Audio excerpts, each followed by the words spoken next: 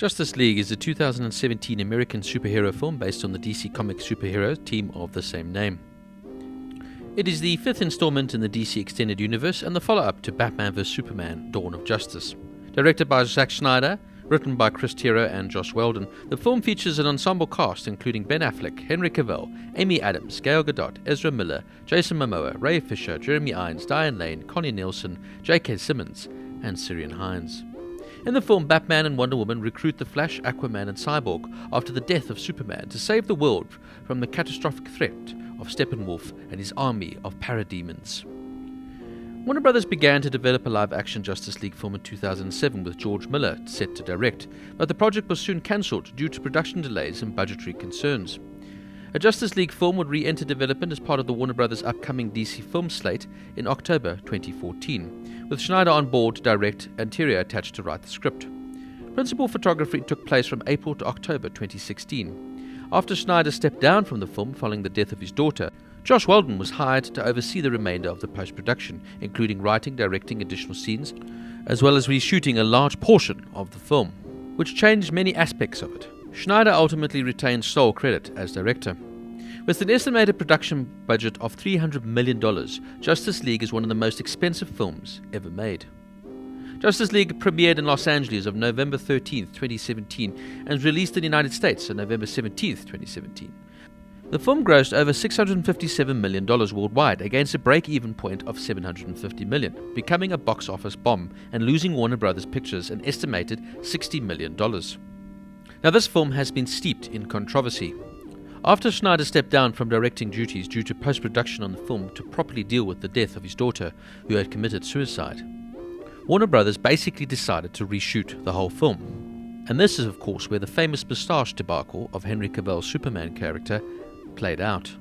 Warner Brothers felt the film was too long and wanted the film to finish under 2 hours. As such, the final cut runs for exactly that time. They also felt Snyder's take was far too dark and too heavy for a family-friendly movie. Joss Whedon was brought in to direct the new version of the film. He, of course, had had great success with 2012's Avengers, an ensemble movie, of course, based in the Marvel Universe.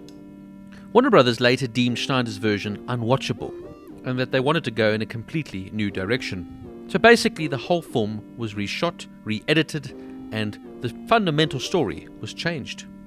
Now, these reshoots coincided with Cavill's schedule for Mission Impossible Fallout, for which he had grown a moustache, which he was contracted to keep while filming. While Fallout director Christopher McQuarrie initially gave the producers of Justice League permission to have Cavill shave the moustache in exchange for $3 million, as it would cost that much to shut production down on Fallout and then digitally fill the moustache in. Executives from Paramount Pictures, producers of the Mission Impossible Fallout, rejected this idea.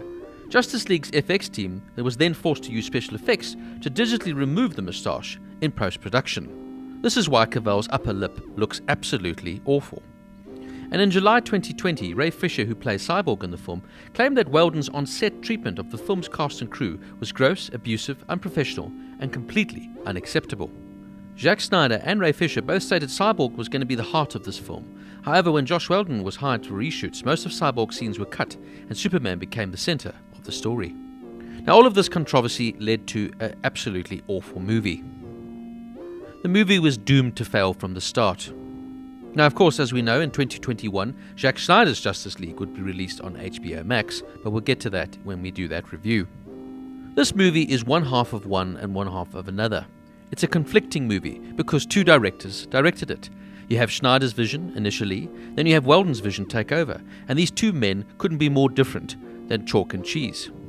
And this is where Warner Brothers execs have irritated me countless times. These are not creative people, these are businessmen, and they should not be getting involved in the creative side of filmmaking. They wanted to make a lot of money from the DCEU and mimic the success of the Marvel Cinematic Universe. Instead, they have failed time and time again because of bad decision making and focusing purely on making money rather than making good films with great stories and letting these iconic characters that we all know and love so well just be.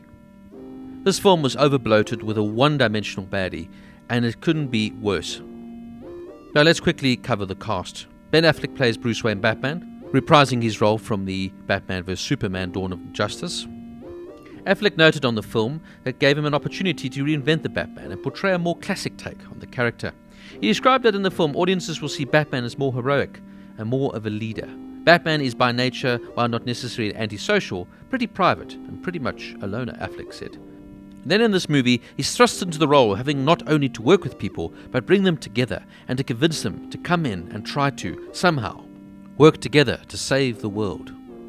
Affleck said, "This was a really interesting thing to play for me, and it also does take us to a more traditional role for Batman in the Justice League comics, and his role within the Justice League versus the sort of less typical version we see in Batman vs Superman, where he was blinded by rage and wanted to take down Superman." Once again, Affleck is bland in this role. He just does not feel like the Dark Knight to me. And instead, we see Batman as sort of lesser than. He doesn't possess superpowers. He isn't a fantastical character. He just doesn't work with the Justice League. He just looks like an extra appendage. Yes, he's got the money, and yes, he can fly them around the world, but frankly, what does he really add to this team? I actually feel they made Batman look quite weak and pathetic.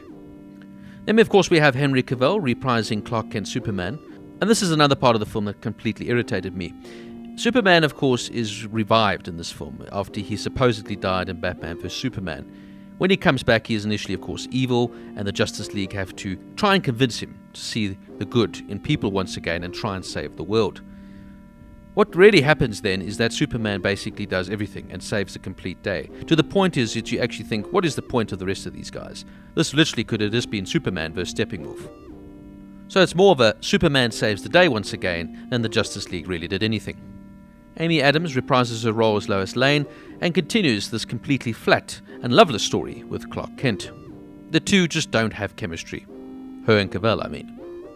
Gal Gadot reprises her role as Diana Prince or Wonder Woman, and for me, she's the most believable in her character. Gal Gadot just really brings a sort of sense of beauty and strength to the Wonder Woman character, and for me, she is by far the most believable of the Justice League. Ezra Miller plays Barry Allen, the Flash, who is just frankly quite irritating as he tries to be light-hearted and make comedy moments out of really poor script. I quite enjoyed Jason Momoa as Aquaman. I like this new version of the Aquaman character. Gone is the blonde, orange and green wearing man that swims under the sea, and here we have a more modern version of this character. Momoa is sexy and has suave sophistication, and he brings a panache to the role. Then we have Ray Fisher as Victor Stone Cyborg, a former college athlete who, after being cybernetically reconstructed after a near-fatal car accident, is turned into a techno-organic being enhanced by reactive, adaptive alien technology. Now, Fisher seems very grumpy to me, a guy that almost didn't seem to be happy in the role. Maybe it's because of what I've read later on, but he really just doesn't do much in the film. Jeremy Irons is quite dull as Alfred Pennyworth in the film, and Diane Lane as Martha Kent just frankly irritates me. Then we have the main antagonist from the film, Steppenwolf, an alien military officer from the apocalypse who leads an army of Parademons and is searching for the 3 mother boxes held on Earth. The character is described as old, tired, and trying to find a way to escape his role of servitude under Darkseid. Hinds portrayed the villain through use of motion capture and received some advice in the process from Liam Neeson, who had recently done similar work in A Monster Calls. After the release of the film, Hinds was reportedly unhappy with the final cut of the film, which trimmed down the backstory and characterization of Steppenwolf. Now, the description fits this perfectly. Old and tired, and that is exactly what this character is. It's boring. He's one-dimensional. You've seen it so many times before, and frankly, the CGI is abysmal. He's just not believable at all. Now, as I'm sure you can gather, I am not a fan of this movie. It was overlong, overly bloated, frankly, just quite boring, with no heart, and you could just see the conflicting directors battling each other as the movie execs get in the way once again because they just want to make money. I literally felt like paying for this film, I was being duped, as if the filmmakers were saying, we just want your money, we don't actually want to entertain you. Justice League is a disaster from start to finish, and it's only for effort that I'll give this film any kind of rating. Justice League gets a 2 out of 10.